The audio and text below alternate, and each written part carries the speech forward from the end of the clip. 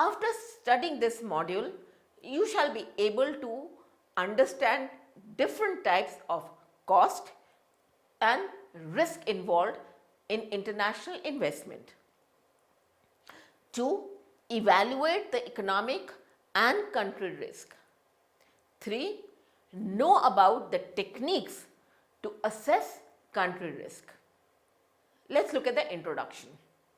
In times of uncertainty, the risks associated with engaging in international operations have increased substantially. Moreover, such risks have become more difficult to analyze and predict for decision makers in the international financial community. Country risk reflects the ability and willingness of a country to service its foreign financial obligations. Such risk may be prompted by country specific and regional economic, financial, political and composite factors. Country risk is of critical concern in the world today, with almost every economic, financial and political crisis or conflict threatening to exceed their initial borders. In the current state of world affairs, the economic and financial wealth and political power of a country are decisive for its dominant position in the international financial community and political status. All business transactions involve some degree of risk. When business transactions occur across international borders, they carry additional risks not present in domestic transactions. These additional risks, called country risks, typically include risks arising from a variety of national differences in economic structures, policies, socio-political institutions, geography and currencies. Many of the individual events investigated by country risk analysis fall closer to uncertainties than well-defined statistical risks. Let us look at and understand different types of cost and risk involved in international investment. When companies operate at global level, the investment decision for such companies is not as simple as it is in case of a firm operating at domestic level. In this section, we are discussing the different cost or risk involved in international investment. These are: 1. Currency risk. Currency risk is nothing but the way by which the value of overseas investment is affected by the unfavorable changes in the exchange rate. For example, if the currency appreciates, the USA dollar value falls, and if our currency depreciates, then the value rises. A weakening of the USA dollar means it takes more USA dollars to pay for imports, and of course the price of everything else, including overseas holidays, goes up. The USA dollar is less likely to gain against all other currencies at the same time. So if you have any overseas investment in a range of currencies, in a range of countries, the appreciation of US currency against some other currencies can be offset by the depreciation against others. This means having investments in a range of countries minimizes any exchange rate risk, market risk. The overseas share markets will have good times as well as bad times, just like here in the USA.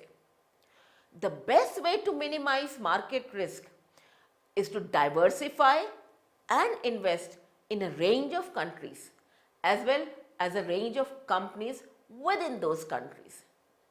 This ensures that any losses can be offset by gains from other areas.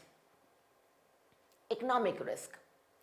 Economic risk comes about where the overseas countries outperform the USA economy, which means the USA investor will potentially miss out on the higher returns overseas.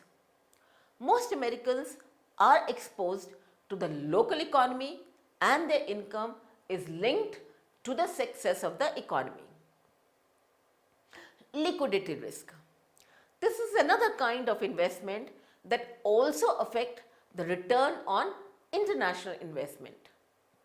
Money has only a limited value if it is not readily available to you as and when you need it. In financial jargon, the ready availability of money is called liquidity.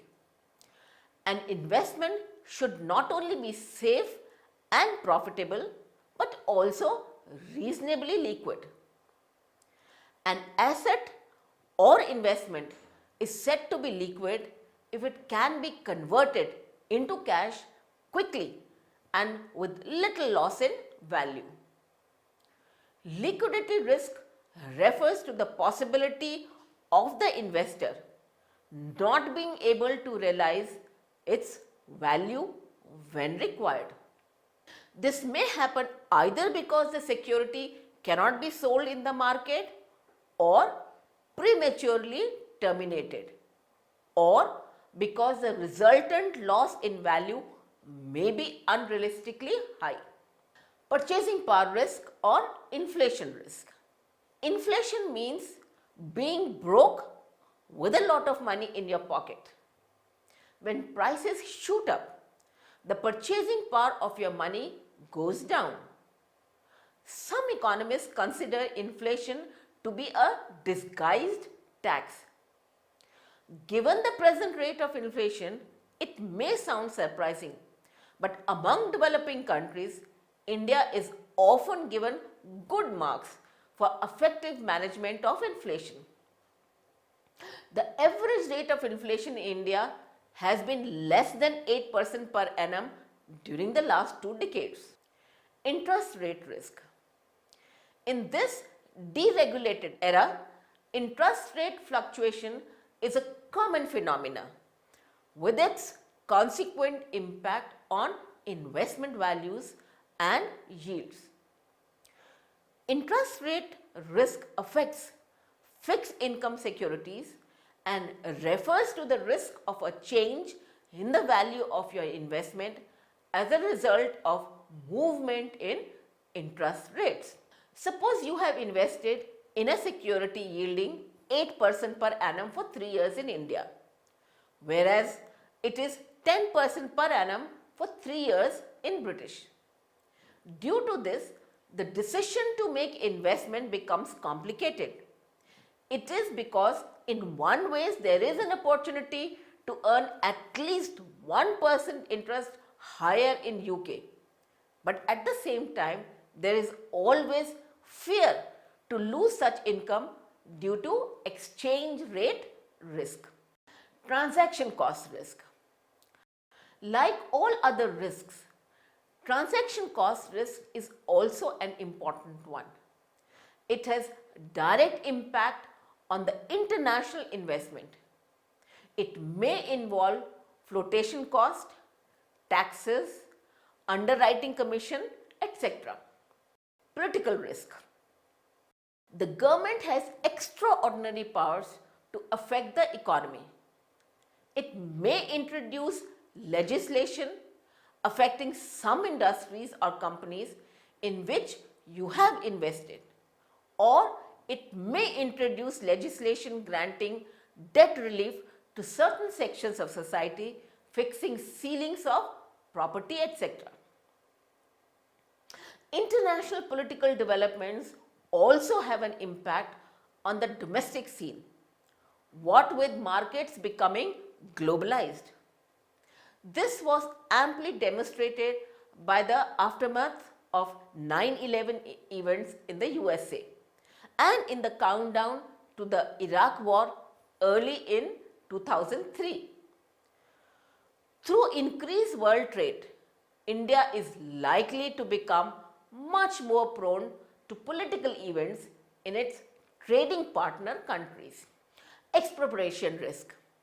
There are two types of expropriation, direct and indirect. The government coming in and snatching up every single piece of private property under the banner of agrarian reform is pretty close to direct expropriation as you can get. On the other hand, the government increasing property taxes eightfold to the point where half of the country can no longer afford to maintain ownership of their home is an indirect form of expropriation that happens all the time. Let's evaluate the economic and country risk. Country risk is a broader concept than political risk. It involves the possibility of losses due to country specific economic, political or social events or because of company specific dimensions. On account of this, it is said that all political risks are country risk, but all country risks are not political risk. Country risks are of normally two types, macro risks and micro risks. Macro risks are those which affect all the multinational firms, whereas micro risks are firm specific. Let's look at macro risk in detail. This kind of risk arises because of government political decision regarding the investment or disinvestment policy for a firm. Forced investment may take place due to the one, in the opinion of government, it may make better use of the assets. 2. Takeover may enhance the political image of the government. 3. When the government wants to enhance the controlling power over these assets for strategic or development reasons. The best example of forced disinvestment is a takeover of oil exploration and oil producing industry. Such industry initially was started by the private entrepreneurs which, with the help of political philosophy, later on was nationalized. Tight regulation. Normally, government always wants to reduce profitability of MNCs with the tight regulated norms. Such regulations may relate to the tax laws, ownership, management and reinvestment, etc. Interface with operations. Interface with operations refer to any government activity that makes it difficult for a company to run its business efficiently and effectively. Such risk is the outcome of government engagement in the encouragement of unionization, expression of negative comments about foreigners, etc. The governments generally engage in these kinds of activities when they believe that a foreign company's operation could be detrimental to the local development. Social dissensions. Social dissensions or strife may arise in any country by virtue of ethnic, racial, religious or natural calamities such as drought, etc.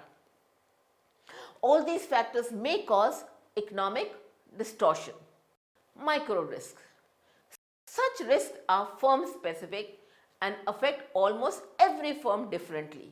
These are explained as corruption. Corruption can adversely affect an MNC's international investment decision because it may increase the cost of conducting business or reduce revenue.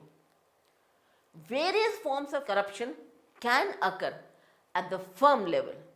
For example, an MNC may lose revenue because a government contract is awarded to a local firm that paid off a government official. Goal conflicts and economic policies.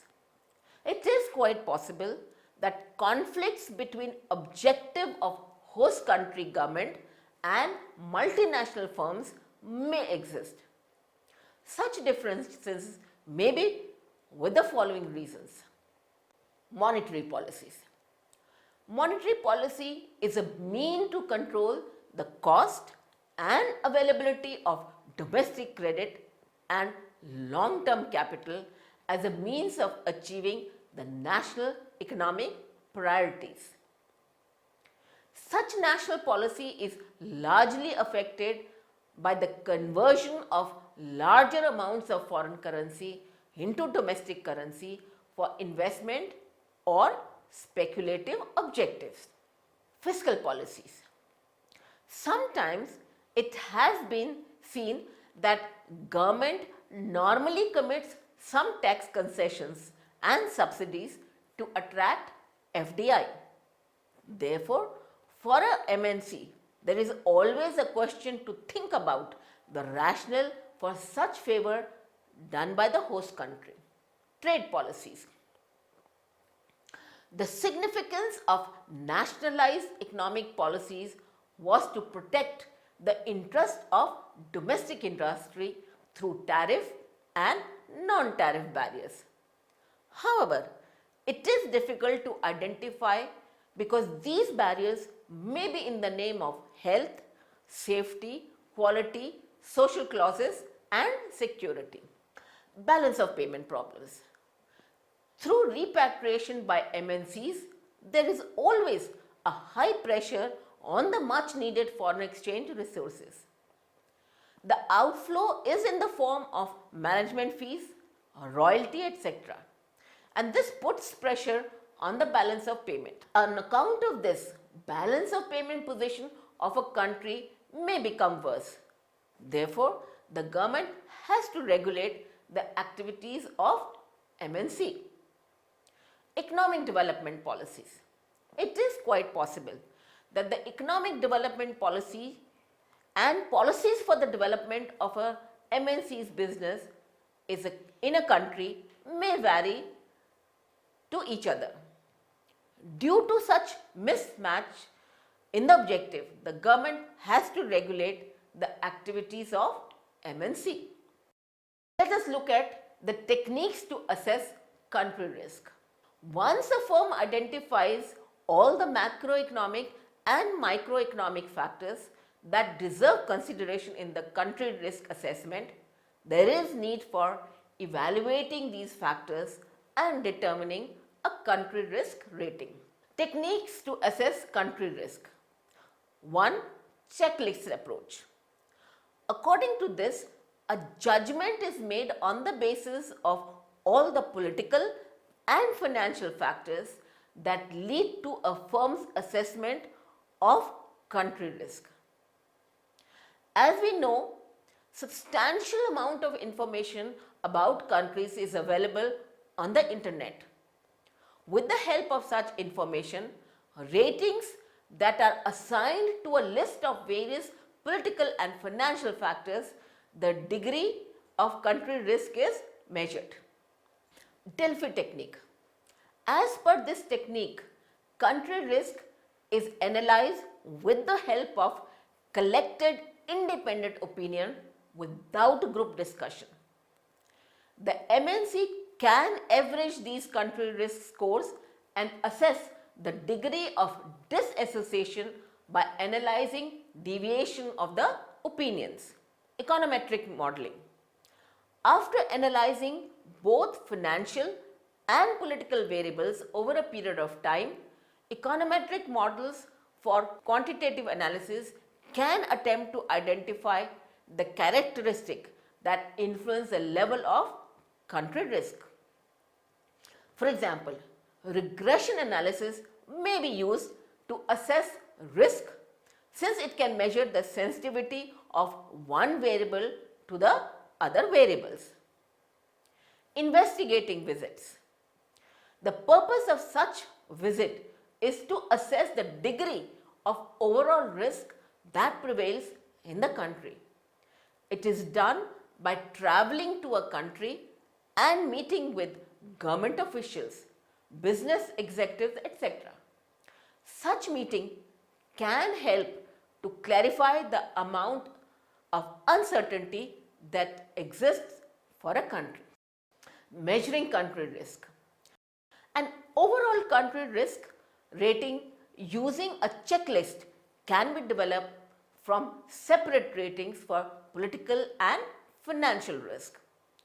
First, the political factors are assigned values within some arbitrary chosen range, such as values from 1 to 7, where 7 is the best value and lowest risk.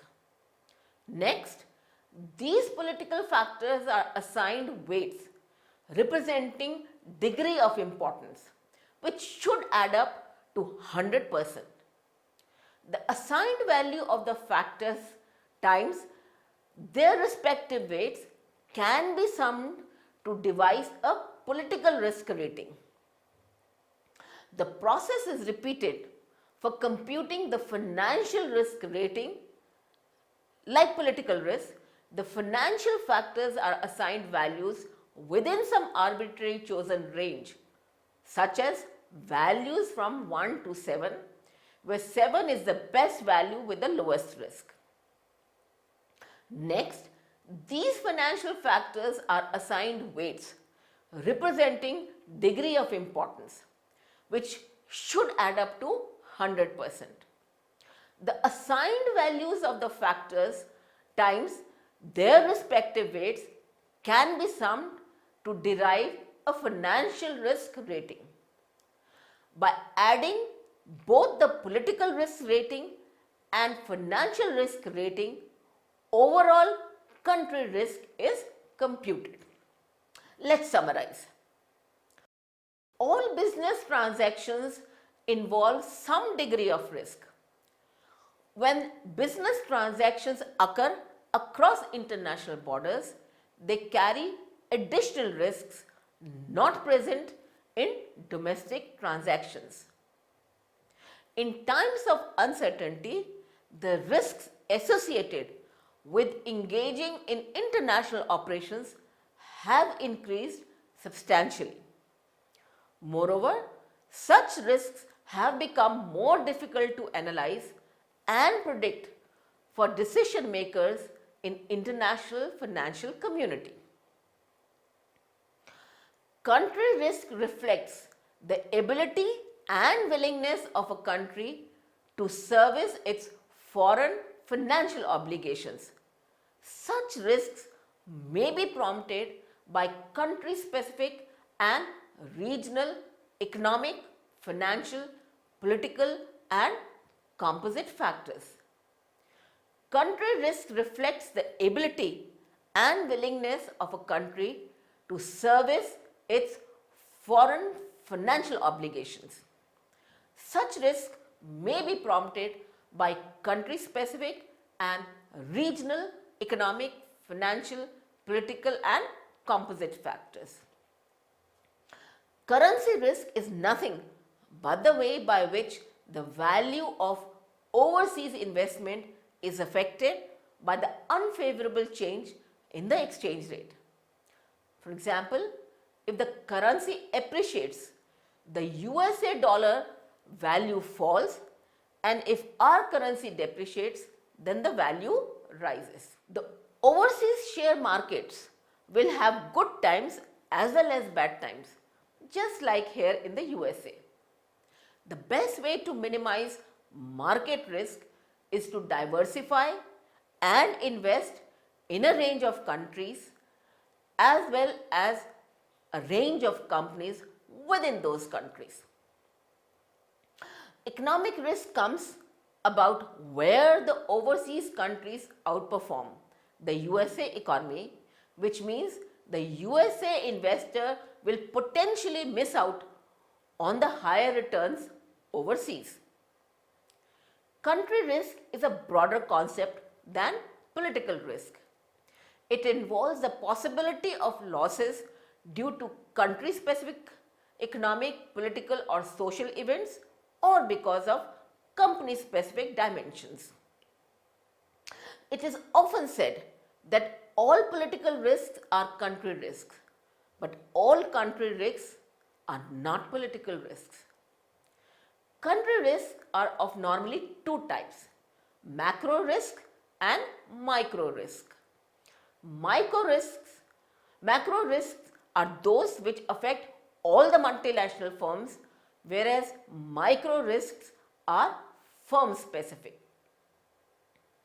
Once a firm identifies all the macroeconomic and microeconomic factors that deserve consideration in the country risk assessment, there is need for evaluating these factors and determining a country risk rating.